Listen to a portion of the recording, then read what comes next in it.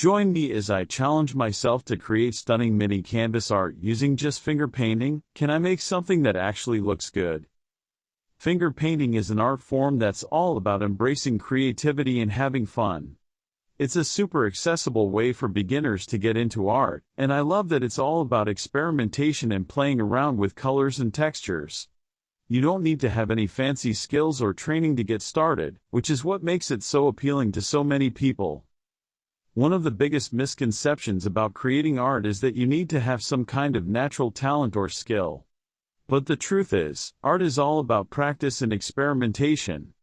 Finger painting is the perfect way to challenge that notion, because it's so easy to pick up and start creating. You don't need to worry about mastering complex techniques or using expensive equipment. All you need is some paint, a canvas, and your fingers. I think a lot of people are intimidated by the idea of creating art because they're worried they won't be good enough. But the thing is, art is subjective, and what looks good to one person might not look good to another. The beauty of finger painting is that it's all about embracing imperfection and having fun with the process. You might be surprised at how therapeutic it can be to get your hands messy and just play around with colors and textures. Another reason people might be hesitant to try finger painting is that they think it's just for kids.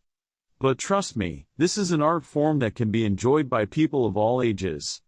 You can create some really stunning pieces using this technique, and it's a great way to tap into your creative side and express yourself.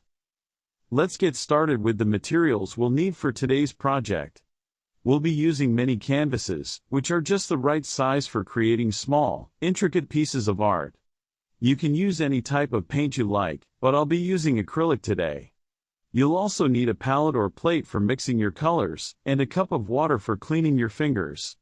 I like to use a paper towel to remove excess paint from my fingers, too. To get started, I'll be applying a base coat of paint to my canvas.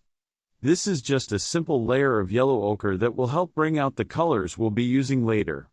You can use a brush to apply the paint, but I like to use my fingers to get a more textured look. Just dip your finger in the paint and start smearing it around the canvas. It's that easy. Now that we've got our base coat on, let's start building up some colors. I'll be using a bold blue and a bright orange to create a really vibrant, abstract piece. To get a more subtle look, you can start mixing your colors on the palette before applying them to the canvas.